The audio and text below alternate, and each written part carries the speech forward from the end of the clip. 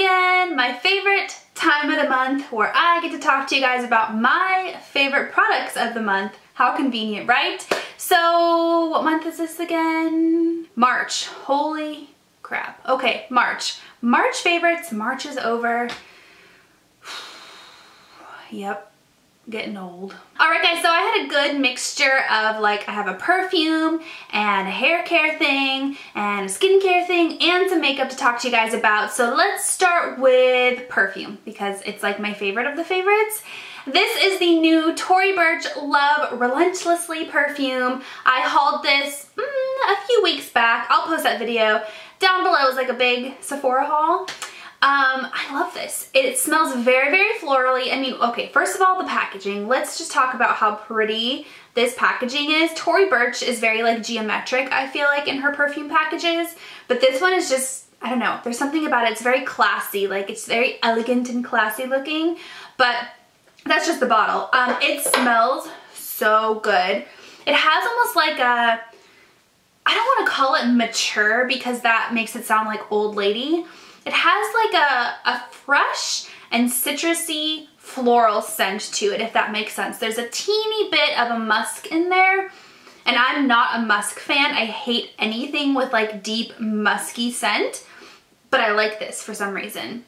I love it a lot. It's very, very floral. I think it's perfect for springtime, which we are now officially in springtime, and I'm still wearing black, so I need to change my wardrobe. Let's talk about makeup now because this is Mel's Makeup 88. So Smashbox has really been impressing me lately with their products. I have two Smashbox products, it's hard to say, that I love this month. So the first one, I made a video all about this product that I think will go up shortly after this. I just filmed it today, like right before this video, and I'm wearing it today too. So this is the Smashbox and Casey Holmes Spotlight Palette in the color Pearl. I love it, you guys. It's like the most perfect everyday highlighter palette. I think the colors are beautiful for fair to medium skin tones. You have like a more creamy, like a white gold. You have a peachy, like really pretty, almost like a white peach gold. And then you have one that's a little bit more glittery up here. And what I like most about these is they're not that over the top intense highlighter. They're the kind of highlight that you can wear subtly, or you can keep building it up and like make it really pow in your face. I've worn it pretty much every single day, and I like the fact that it doesn't enhance the texture on my cheeks because I do have large pores, and then I do have some like milia and just texture like right around here, and a lot of times highlighter emphasizes that and this doesn't. So love that. Casey did a great job in creating this. And the second Smashbox product is one that I kind of knew I was gonna love for two reasons. So the first one is I really liked the other Smashbox Cover Shop palette that I had. I had the Ablaze one. I think I put it in my January favorites. This one is the matte palette, so the Smashbox Cover Shop matte palette. And I tend to really like all-inclusive little tiny matte palettes. The Lorac matte palette, I have hit pan on almost every single color. The Too Faced Natural matte palette, I used to death. So I had a feeling I was gonna love this one, but it took me a while to dig into it because, I don't know, I just did. I hauled this a while back. But anyways, if you haven't seen these before, it's just a really good variety of matte colors. So you have a matte black, you have a couple of matte highlight like cream colors, a more pinky one. Then you have your mid-tone browns right here, which are perfect for crease colors. And then you have a pink and a purple right here. So I feel like the variety is good, the range is really good. I used this one right here, this like second to the last matte mid-tone brown color as a crease color like all the time. I use it today, I use it, like you can pretty much use it in every single eye look. It's very versatile, and I don't know, I love the formula. It's very creamy, it's very blendable. I had kind of forgot how much I liked Smashbox eyeshadows until I tried these, and I do like them. Next up is a product I'm pretty sure I have included in a favorites video already, but I just can't stop using it that I feel like I have to talk about it again. This is the Marc Jacobs Air Blush blush in the color Flesh and Fantasy. I'm actually wearing this today, and it's the only blush I'm wearing today. I know a lot of times I layer blushes and I wear multiple blushes all at once, but for some reason with this one, I don't feel like I have to do that. I feel like it is the most perfect everyday nude with a little bit of sheen. So I think I'm still very tried and true to my Tarte Exposed blush. But this is kind of the same concept, like it's the same like kind of nudie, mauvey like blush color with a little bit of pink in there. But it has like that iridescent, like incandescent, I don't know what they call it, but it's like a little bit of a sheen over here. So I don't know if you can tell, but there's like lines. And so I just get my brush and I mix it all up. Sometimes I focus more on this side if I want a more intense blush, or I'll focus more on this side if I want more like sheeniness to it. And the best part is it's not like a glittery or like sparkly blush. It's just like a little bit of like glowiness. So I actually did my engagement photos today and I knew this would be the perfect blush to wear, so that's what I wore. A new product you guys have never heard me talk about. I don't even think I hauled this. I think I bought it like on a whim. This is the Tarte BB Creamy Powder Foundation. Confidence Creamy Powder Foundation. I wear the color light beige. I bought this when Ulta was having like a steal of the day or something like that, and I got it for really, really inexpensive. I think I got it for like 10 bucks. But I am a huge powder foundation fan. I wear powder foundation on a daily basis. Throughout the week, like when I'm going to work or going to family dinner or whatever, I don't do a full face of like liquid foundation and concealer and then a powder foundation and a set. It's a lot to wear on your face every day. It's time consuming and it's just a lot. So I tend to gravitate towards powder foundations. And this is one that was recommended to me by one of my friends on Instagram.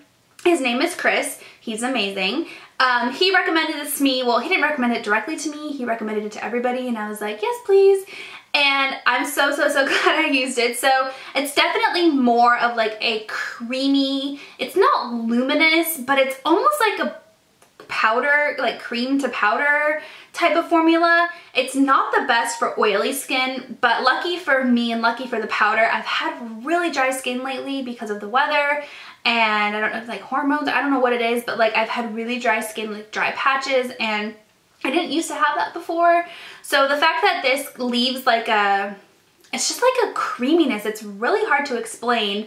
It's almost like melts into your skin and it looks really good and it doesn't enhance those dry patches that I've had lately. So that's one of the reasons why I really like it. I've almost hit pan, I could see the bottom of it there. But I have a feeling once my skin starts getting oily again, like in the summertime, I'm probably not gonna like this anymore, but for now, I like it. I have two liquid lipsticks to talk to you guys about. I think I talked about both of these on my Snapchat. So if you follow me there, you've probably already heard me say these before. But the first one is the Tarte Tartist Lip Paint, and this is the like matte liquid lipsticks in the color Bestie. So I don't like the color. Let me get that out of the way first. I'm not a fan of the color. It's very, very brown, and I'm not a fan of brown lipsticks. Like I do like the occasional nude, but like this is like straight up brown. So not the biggest fan of the color, but the formula is absolutely amazing. So it's almost like a watery texture. It's very, very liquidy. It's not heavy or cakey at all. And when you put it on your lips, it dries almost instantly. And it's just so like light and airy, and it doesn't feel like there's anything on your lips. It doesn't dry out your lips, and it's just a really, really good formula. So I think I'm gonna have to venture over to my local Ulta or Sephora and see the colors that they have to see if there's one that's more to my liking, but the formula is great. The second liquid lipstick is the Makeup Forever Artist Liquid Matte. I had to look at the bottom of the little teeny tiny print. This is in the color 203. I actually got this at Gen Beauty, I don't know what I'm doing. So I handpicked the color. I got to pick from a selection of like 5 of them because I really, really like these like purpley, almost like a dusty pinky lipsticks. I don't know why, they're just my favorite.